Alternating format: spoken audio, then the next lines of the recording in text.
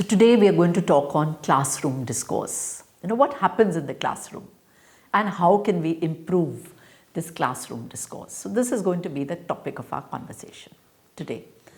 More a talk by me, so it's more a monologue, but it's all about classroom discourse. So what are we going to do today?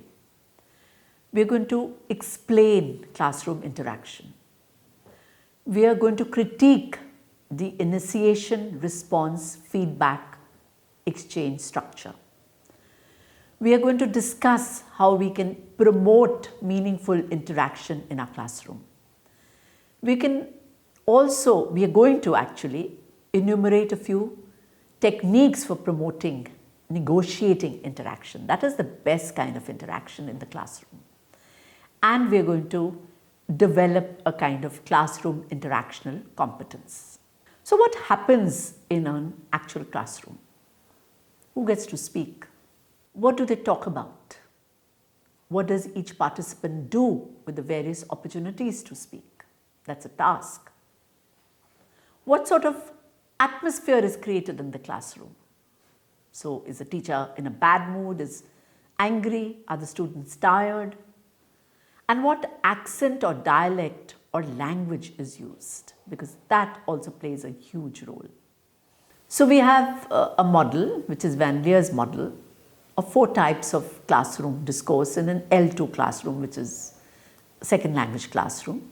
The first, which he calls, is less topic orientation, less activity orientation. So it's like a typical conversation. It's the least structured, allows the most freedom for self-expression. Normally cannot happen in all classes, should happen from time to time. Then second is more topic oriented, less activity oriented. And this is actually what happens during a lecture or an instruction, where there is very little space for interaction. Here it is all about the teacher. There is little exchange of ideas or opinion. The third category is more topic oriented and more activity oriented. And this occurs with the information to be exchanged follows specific and predetermined lines, as in an interview. And then we have the final category. For example, less topic orientation and more activity orientation, which is pair work, group work, also happens in the classroom. So what happens in most classrooms?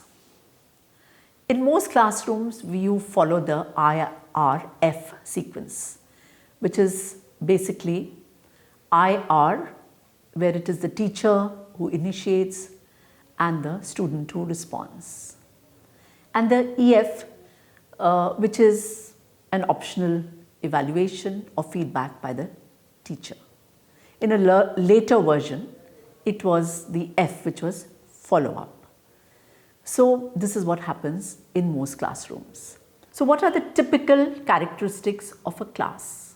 The teacher totally controls the topic of discussion. She controls who is going to participate and when that child is going to participate. The role relations between the teachers and the learners are unequal.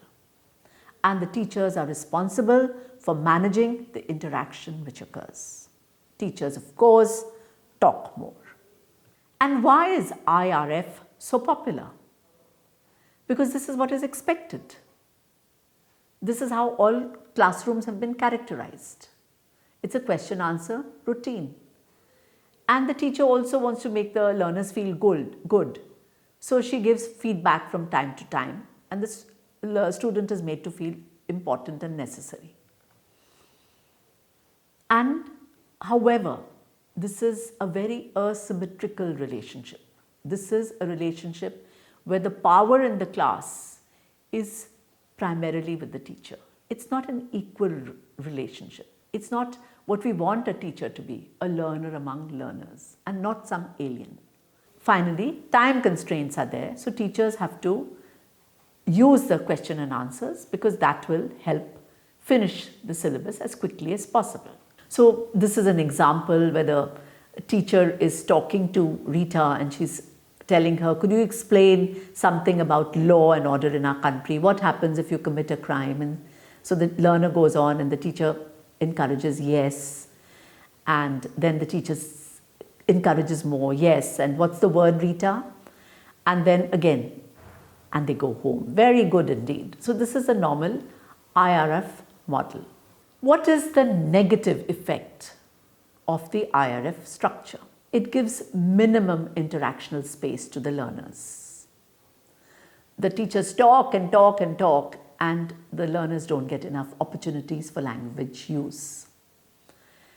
And in order to facilitate learning, we need to have learners speaking much, much more. And they should be actually the central figure in the classroom interaction. Another very important negative effect is that the interaction becomes mechanical and monotonous. So let's talk of normally, what are the features of classroom discourse? We have elicitation techniques, teacher asks questions, and the students answer, and the teacher is in control of the discourse. And then you have display questions where the teacher knows the answer and the learner also knows that the teacher knows the answer, but you have to satisfy the teacher. Then you have referential questions where genuine answers, real answers are required.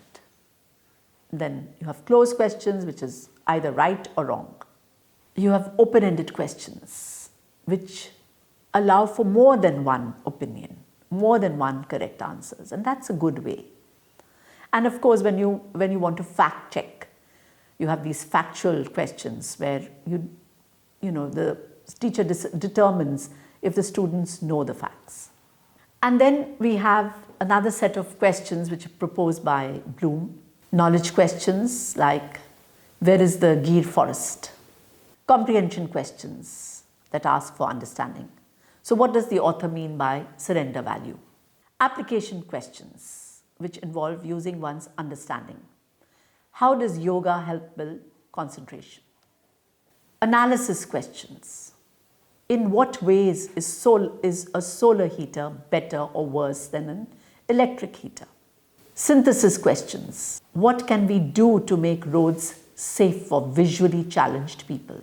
This requires some thinking. And then, of course, evaluation questions. Are large dams the best answers to water and power shortages? So analysis questions, synthesis questions, evaluation questions, these are good questions that should be asked from time to time. Another very important concept, that is wait time. Do we give enough time for the students to answer, to think? We don't. We give insufficient time, and research has shown them that we don't give students time to think about their answer. And so you never get well articulated thought or adequate thought, and you get lesser participation and lesser quality of classroom discourse. So what would increase in wait time help in? It would help in increasing the average length of student response, and all this is well researched. You would get a number of speculative responses, and that's what you want. You'd get student-initiated questions. You'd get student-student interaction, very important. You'd get statements and responses that are based on inference. There'd be more interactional space. There will be more thinking or rehearsal time. Very, very important. Then this is another thing that teachers do, and this is not such a great thing, which is that this is known as teacher echo, that the teacher repeats themselves or they repeat the learner's contribution. It has its uses. It amplifies a learner's contribution for the rest of the class. It confirms correctness. It acknowledges the relevance of an utterance. So overused teacher echo can disrupt the flow of the discourse and reduce learners' interactional spaces. But if you reduce echo, It facilitates learning opportunities. It gives a sort of positive energy to the class. So there's a free flow of discourse, just as in extended wait time. And it allows for a lot of more interaction between the teacher and the students and between the learners themselves. So please, teachers, reduce this echo. Then repair, that's another strategy. This refers to error corrections. And this could be direct or indirect. Direct is when the teacher overtly corrects. For instance, a student may say, my brother likes bikes. And the teacher says, not likes. He likes bikes. Or indirect, for example, my brother likes bikes. Your brother likes bikes, student says. You're talking about your brother, he. Then the student has understood, likes bikes. So you are pushing the student to come up with the correct answer. Then there you have formed focus feedback. So it would be, I am belonging from Delhi. This is very language centered. I am belonging from Delhi, student will say. And teacher would give the correct answer, I am from Delhi. Not the Delhi, not am belonging. Concentrated totally on the language part of it. Then there is content-based feedback. So the student says, during summers I go my grandmother's house. I like spending time there. What do you do there, teacher says? I like play football and listen stories of grandmother. And the teacher accepts it. Okay, that's interesting. Grandmother's stories are always interesting. Does your grandmother make up those stories or does she read them from a book? So she's interacting, she's getting more language out of the students. Another thing that teachers should do is modify speech for learners. Because remember, 2/3 of classroom discourse is all about learners. So the first thing is we need to modify our speech. Because if the learners do not get the input that they can understand, they are not likely to progress. And there is then a strong influence of teacher language on learner language. So they are the models actually, sometimes the only models for the students. And so they have to be very careful when they modify their speech for the learners. And then the third reason for speech modification is that learners often face difficulties in understanding their teacher's speech. So you have to simplify. So what do you modify? You modify your vocabulary, you simplify your grammar, you make your pronunciation slower, and you use gestures and facial expressions. Tardif has identified 5 modification strategies: self-repetition, linguistic modeling, which we've already talked of, providing information, maybe redundancy, providing more and more information on that subject, expanding on an utterance, and then using elicitation techniques. Then, of course, there are other modification techniques like confirmation checks, like, so you mean, or comprehension checks, did you understand? Or repetition, where the teacher repeats herself or makes the student repeat the utterance. And reformulation, that is rephrasing a learner's utterance. Completion, finishing a learner's contribution. Backtracking, returning to an earlier part of the dialogue or the interaction. So there are some examples. The teacher says, for instance, tell me again, what do you mean by that? Which is a clarification request. The learner then goes on. The first is the introduction. The second is this. And you introduce yourself in a few words about yourself and where you live and what. And the teacher says, so yes. And then it's a problem. And the teacher says yes. And then again the learner goes on. And then she backtracks and says, so can I ask you, why did you write it in your head as you have said it a while back? And the learner says, I don't know, it's like a rule. So the teacher says, right, so it's like a rule. So what do you mean? So, constantly pushing the learner. Then scaffolding, very, very important device, because this is giving the learners cognitive support. It is giving the learner vocabulary. It is helping the learner. And this is done by reformulation, where the learner's contribution is reworked using language which is more appropriate. Modeling, which is by appropriate pronunciation, stress or intonation. And then there is extension, where an utterance is extended, made more comprehensive or more comprehensible to other students. And of course, we come to negotiated interaction, which is talk management. And so this helps, and talk management, we would say, it refers to the ways in which the participants, that is the teachers and the learners, conduct their classroom conversation so that they achieve the immediate learning goal. And the structure of the information exchange determines the way in which the talk is managed.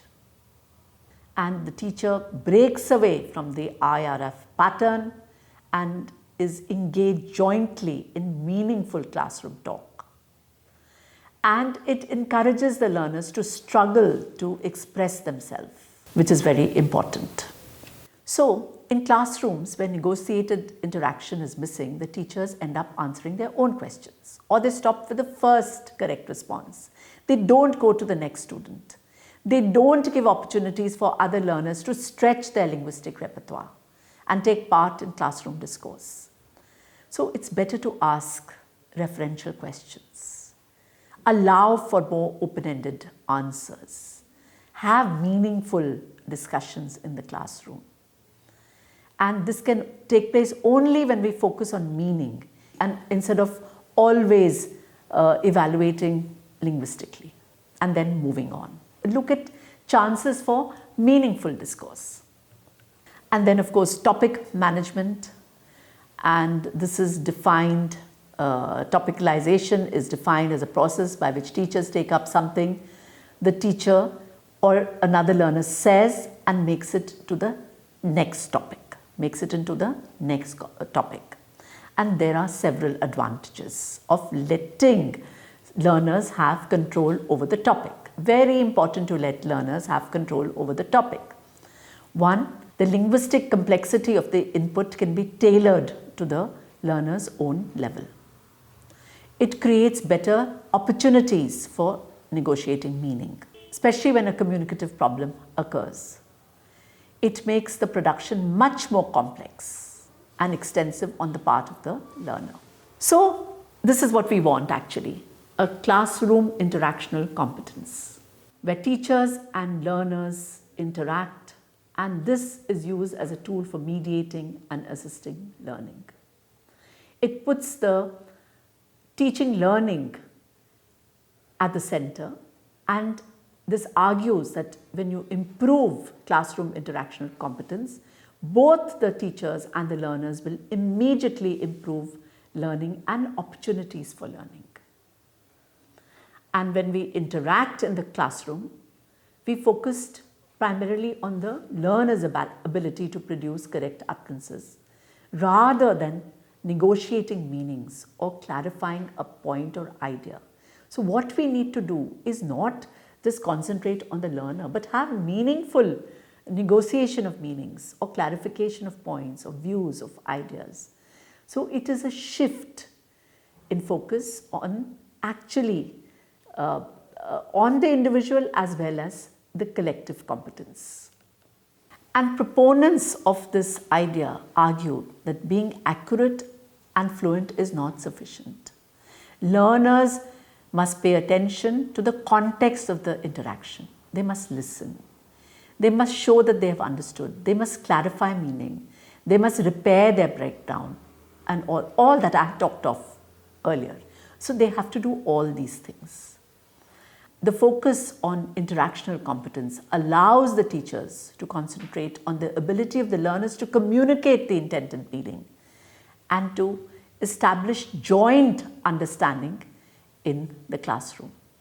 So rather than fluency, we see that classroom interactional competence is concerned with confluence, which is the act of making spoken language fluent together with another speaker. So it's not about this one learner's fluency. It is a conversation. So what is confluence? Confluence highlights the ways in which speakers attend to each other's contribution and focus on collective meaning making. This is actually the heart of classroom communication, where the participants, that is the learners and the teachers, are engaged in a constant process of trying to make sense of each other, of negotiating meaning, of assisting, of asking questions, of supporting, clarifying. Thus, both inside and outside the classroom, this is important. It is important to be confluent rather than just fluent. So how do we develop CIC? Essentially, this entails an understanding of the need to use the language appropriately for the teaching goals, and it is adjusted in relation to the co-construction of meaning and unfolding of a lesson. Secondly, it facilitates interactional space. Learners are given adequate space to participate in the discourse, to contribute to the class conversation, to receive feedback of their contribution and to give feedback themselves. Thirdly, the teacher is able to scaffold, paraphrase, repeat, and so on. And so through shaping discourse, a teacher is helping learners to say what they mean by using the most appropriate language to do so. Finally, CIC makes use of effective eliciting strategies. This is the ability of the teacher to ask questions, to refine, to define, to adjust these questions, to clarify to the learners what is central, and that is the defining notion of CIC. And so what we've discussed today is the importance of promoting meaningful interaction in the classroom, and this lies with the teacher because the teacher contributes 2/3 of classroom speech. It is important to optimize our discourse, not maximize. Understand, not maximize, but optimize our discourse. To restrict IRF structure, promote negotiated interaction in the classroom in order to provide a rich learning environment. Not accept the first learner response, but push learners to express more clearly. Don't look for correct answers, but facilitate interaction. And then as teachers, we need to be active listeners, constantly reaffirming, questioning, clarifying whatever that the learner is contributing, so that we can co-construct meaning effectively in the classroom and thereby maximizing learning opportunities. Thank you very much.